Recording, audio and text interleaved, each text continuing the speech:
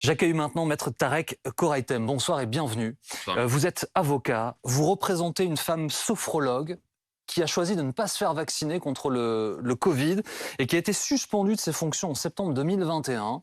Une décision de justice de la Cour d'appel de Paris vous a donné raison, vous et votre cliente, et donc a ordonné sa réintégration avec même un paiement d'arriéré. On va revenir en détail sur ce qui s'est passé. Premier élément important pour la clarification, est-ce que votre cliente, qui est sophrologue, elle travaille dans l'Institut Curie, je crois, qui vient en aide aux malades du cancer. Est-ce qu'elle est considérée comme soignante ? Elle est infirmière et sophrologue. Elle a une activité de sophrologue une partie de la semaine et le reste du temps, c'est une infirmière diplômée d'État. Donc elle est considérée comme soignante au titre de ce qui a été prévu. Et c'est la raison pour laquelle elle a été suspendue initialement, c'est qu'elle est considérée tout à fait logiquement comme soignante. La décision est temporaire. Pourquoi est-ce qu'elle est temporaire ? Alors, tout d'abord, moi, ce que je voudrais vous dire, c'est, si vous me le permettez, c'est de saluer le courage et la ténacité de ma cliente qui, depuis maintenant plus d'un an, se bat pour pouvoir être réintégrée, étant restée pendant de longs mois sans salaire et devant survivre comme un certain nombre de soignants placés dans cette situation. Donc, je voudrais tout d'abord, effectivement, saluer sa ténacité et son combat. Et surtout vous dire, pour répondre à votre question, que même si cette décision est provisoire, ce que dit la Cour d'appel de Paris, elle ne fait que dire la chose suivante. En l'état, rien n'empêche que, même si elle n'est pas vaccinée, rien n'empêche que celle-ci puisse être réintégrée au sein de l'Institut Curie. Quand est-ce qu'elle sera jugée sur le fond, cette affaire ? Alors, on n'a pas encore de date, mais il se peut que ce soit dans plusieurs mois, en tout état de cause, et en attendant, elle est réintégrée. Ce qui pourrait arriver, bien évidemment, à d'autres soignantes placées dans la même situation qu'elle. Là aussi, j'en fais appel à vos compétences en droit, faire une clarification pour nos téléspectateurs qui doivent se dire « mais attendez, pourquoi est-ce qu'il y a une décision plus sur la forme et ensuite plus sur le fond ?» Alors en fait, c'est très simple, c'est que l'Institut Curie, qui a fait appel de la décision de première instance qui réintégrait ma cliente, a demandé à ce qu'on arrête l'exécution provisoire de cette décision, c'est-à-dire qu'on arrête sa réintégration et qu'on arrête le versement de ses salaires. Sauf que la Cour d'appel de Paris a considéré qu'il n'y avait pas lieu à arrêter cette réintégration et arrêter ce paiement des salaires, tout simplement parce que, elle a considéré en l'état que cette décision n'était manifestement pas illégale et qu'elle présentait toutes les garanties d'une décision légale pour le moment. Est-ce que votre cliente est anti-vax ?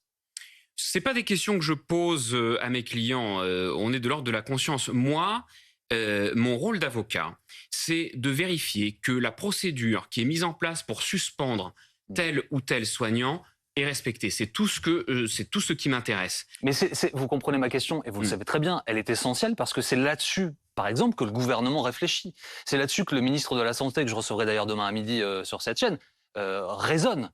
Lui, il dit on ne peut pas être soignant et être défiant vis-à-vis d'un vaccin. Enfin, c'est en gros dire faire une chose au quotidien et contester ce que l'on fait. Écoutez, moi, en tout cas, je fais pas de politique. Je fais pas de politique, je fais pas de soins, je fais du droit. En France, il y a un code du travail, il y a un droit du travail qui existe depuis de nombreuses années, et il y a des règles quand on veut suspendre un salarié. Moi, ce que je demande, je conteste pas la loi qui a été votée par le Parlement.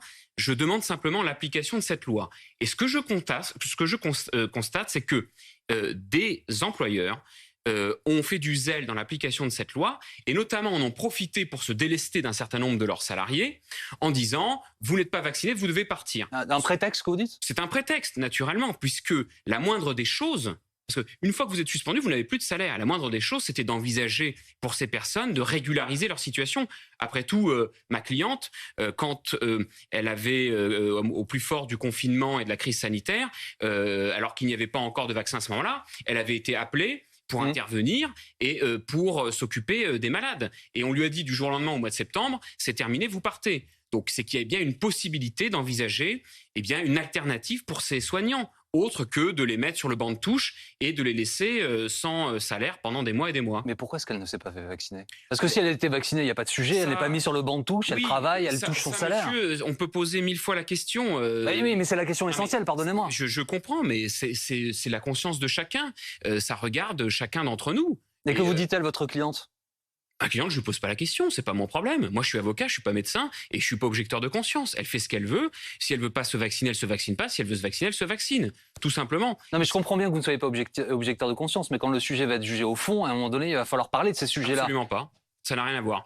Sur le fond, la question, c'est de savoir si la procédure de suspension a été respectée. C'est tout. La procédure de suspension n'a pas été respectée. Et je vais même aller plus loin, c'est que c'est le gouvernement lui-même qui a indiqué dans ces questions-réponses qui figuraient sur Internet, qui a indiqué que l'employeur doit rechercher toutes les possibilités possibles pour reclasser le salarié qui aurait été suspendu pour défaut de vaccination. C'est tout. Moi, je n'ai pas à savoir si elle veut se vacciner ou pas se vacciner et sonder les reins et les cœurs sur la question. Ce n'est pas du tout mon problème. Je précise que la France est le dernier pays européen qui n'a pas rétabli la réintégration des soignants non vaccinés dans son système de santé.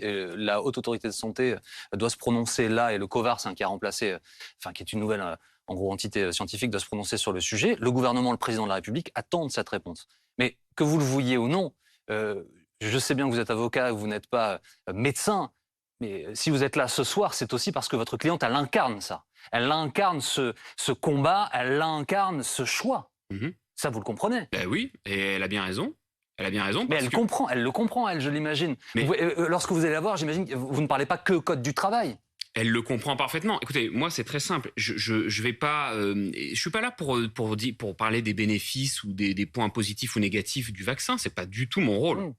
Moi, quand on me saisit, c'est qu'on vient m'expliquer qu'on est mis à la porte. Il n'y a pas d'autre mot. Vous êtes mis à la porte sans salaire ni rien du jour au lendemain. Bon, vous avez des questions que vous vous posez sur la vaccination ou pas pour une raison X ou Y. Raison X ou Y. Et moi, je constate simplement que, en plus de la question sanitaire, il y a la question juridique. Et c'est là que j'interviens. Sur la question juridique, on ne peut pas traiter de cette façon-là un salarié en France. Votre cliente, donc, elle doit être réintégrée. Donc, elle l'a été, elle va l'être, donc elle retourne au travail là? Elle est réintégrée depuis le 9 juin, date à laquelle le Conseil de prud'homme de Paris avait pris sa décision qui vient d'être poursuivie, si je puis dire, par la Cour d'appel de Paris. C'est à son employeur de trouver une solution. Donc pour l'instant, on n'a toujours pas réintégré l'Institut Curie. C'est à son employeur de trouver une solution en attendant, et c'est le plus important, parce qu'on parle quand même de pouvoir survivre. Le plus important, c'est qu'elle touche ses salaires mensuellement et les arriérés de salaire qui n'y ont pas été versés avant. Elle souhaite retourner travailler dans cet institut qui ne veut plus d'elle. Ça faisait 30 ans qu'elle travaillait à l'Institut Curie. 30 ans. Une expérience comme la sienne est absolument centrale, est absolument importante.